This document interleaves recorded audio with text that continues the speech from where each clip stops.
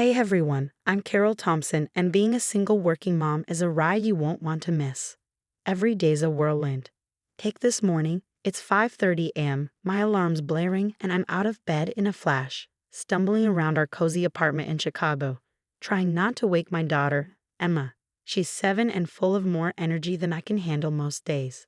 Mommy, is it morning already? Her sleepy voice calls out. Rise and shine, sweetie. We've got a big day ahead. I'm hustling through the morning routine, making breakfast, packing lunches, and trying to make myself look somewhat presentable for work. Emma's sitting at the kitchen counter, swinging her legs and going on about a school project. And then we're gonna make a volcano that really erupts. Can we get the stuff this weekend? She asks, wide-eyed. Of course, honey. We'll make the best volcano your class has ever seen. I smile, but my mind's already at work, thinking about the big presentation I've got later. I nod and smile as best as I can. Mom guilt? Yeah, I've got a PhD in that. By 7:15, we're out the door, racing to catch the L train. I drop Emma off at school, giving her a quick kiss goodbye. Have a great day, sweetie. Grandma Evelyn will pick you up today, okay? Her face lights up. Yay, can we have ice cream? I bite my lip. We'll see what Grandma says. Remember, homework first. The train ride downtown is my rare moment of peace. I catch up on emails and prep for my meetings, though I can't help but imagine the lecture my ex-mother-in-law might have prepared for me about how working moms neglect their kids. By 8:55, I'm sprinting into the office, praying my boss, Diane, hasn't noticed I'm cutting it close again. Carol, just the person I wanted to see. Diane's voice echoes through the office. So much for sneaking in. Morning, Diane. What's up? I've got some news. Let's chat in my office. My stomach flips. Is this good news or bad news? With Diane, it's hard to tell. I glance at Jake, my work bestie, who shoots me a thumbs up. He's been covering for me more than I'd like to admit lately. So, Carol, Diane starts, leaning back in her chair. You've been doing some great work. That sports fuel campaign knocked it out of the park. Thanks, Diane. I'm glad it's been well received. More than well received. The client's thrilled. Which brings me to my next point. We're restructuring the team, and I think you'd be perfect to head up our new division. My jaw drops. Are you serious? Wow. It's a big step up. More responsibility, longer hours, but a significant pay bump. Take some time to think it over. We'll discuss details next week. I leave her office in a daze. A promotion? More money, but longer hours. How would that work with Emma? Jake corners me at the water cooler. Spill, what did Diane want? She offered me a promotion, head of the new division. Carol, that's amazing.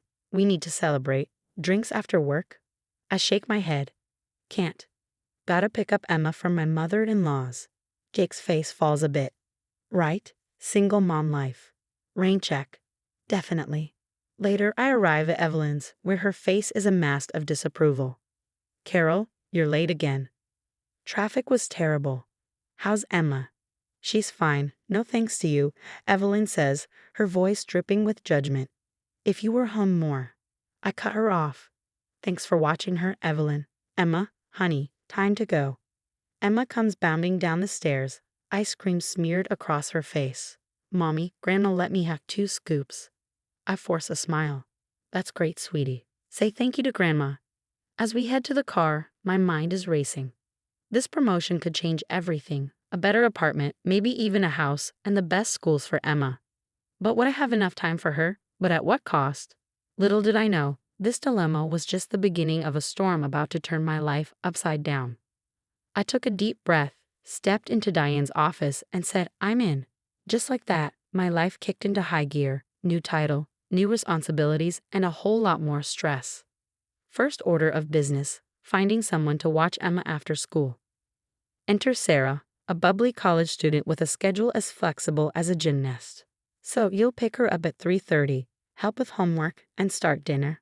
I asked, running through the checklist for the millionth time. Sarah nodded enthusiastically. Absolutely, Miss Thompson. Emma and I are going to have a blast. I should have known Evelyn wouldn't take this lying down. That weekend, she showed up at my door, her face like thunder. A stranger watching my granddaughter. Have you lost your mind, Carol? She's not a stranger, Evelyn. She's a responsible adult. A responsible adult who isn't family. Evelyn cut me off. I thought we agreed I'd take on more responsibility with Emma. I bit back my frustration. I appreciate your help. With my new position, I need consistent childcare. Sarah can provide that. Evelyn's eyes narrowed. Your new position? Of course, always putting your career first, aren't you? The jabs didn't stop there. Evelyn started popping up unannounced, always when Sarah was watching Emma. At work, things were just as tense. I was drowning in meetings and deadlines, barely keeping my head above water. You look like you could use this, Jake said, sliding a coffee across my desk. I grabbed it gratefully. You're a lifesaver. Jake perched on the edge of my desk. Seriously, Carol, are you okay? You've seemed stressed lately. I sighed, trying to play it off. Just adjusting to the new role. It's a lot. Jake nodded sympathetically. I get it. Hey, why don't we grab dinner this week? You look like you could use a break. I hesitated. I don't know, Jake, with Emma and everything.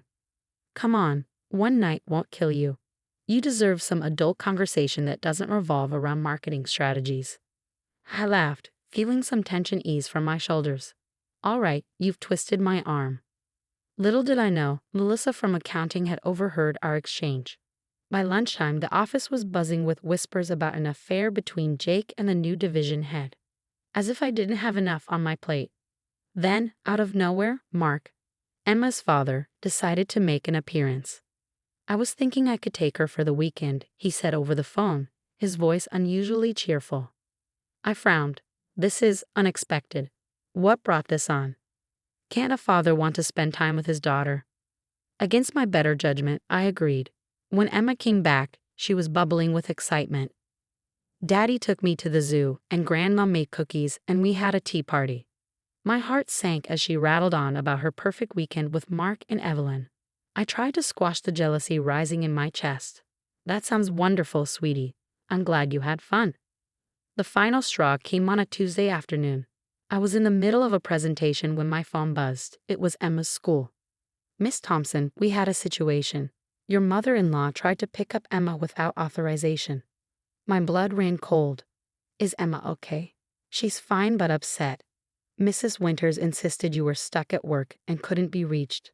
I closed my eyes, trying to keep my voice steady. I'll be right there. As I rushed out of the office, ignoring the curious stares, I couldn't shake the feeling that this was just the beginning of a much bigger problem. Evelyn was playing a dangerous game, and I was terrified of what her next move might be. I stormed up to Evelyn's front door, my blood boiling. The second she opened it, I let loose. What the hell were you thinking, trying to take Emma from school? Evelyn's face hardened. Someone had to look out for that child's best interests. Her best interests? You mean your interests? Face it, Carol, you're an unfit mother.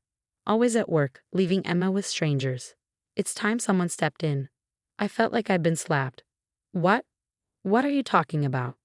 Evelyn's eyes glittered with malice. Mark and I have been talking. We think it's time Emma had a stable home environment with her father. My world tilted. You can't be serious. Oh, I am, Evelyn said, her voice icy. And with my resources, don't think for a second you can stop us. I left Evelyn's house in a daze, my mind reeling. At home, I noticed Emma growing quieter, more withdrawn. One night, I found her crying in her room. Baby, what's wrong? Emma hiccuped. Is it true? Are you going to send me away to school because of your job? My heart shattered. What? No. Who told you that? Grandma Evelyn said you might, 'cause you're always so busy. I pulled Emma close, fury and heartbreak warring inside me. Listen to me. I will never send you away. You are the most important thing in my life. Always. Just then, Mark stood up, looking uncomfortable. Carol, we need to talk. About what? I snapped, though I knew what was coming. He pulled out a stack of papers. I'm filing for full custody of Emma. I felt like I'd been punched in the gut. You've got to be joking. You've barely been in her life for years. Evelyn jumped in. That's because you've pushed him away. Always too busy with your precious career to make time for Emma's father. That's rich coming from you, I snarled. You're the one poisoning Emma against me. You can't raise Emma to be a proper lady, Evelyn shot back. You're too busy trying to be a man in that corporate world of yours. I saw red. A proper lady? Is that what this is about? You want to mold Emma into some 1950s housewife fantasy. Mark looked confused. Mom, what is she talking about? Evelyn waved her hand dismissively.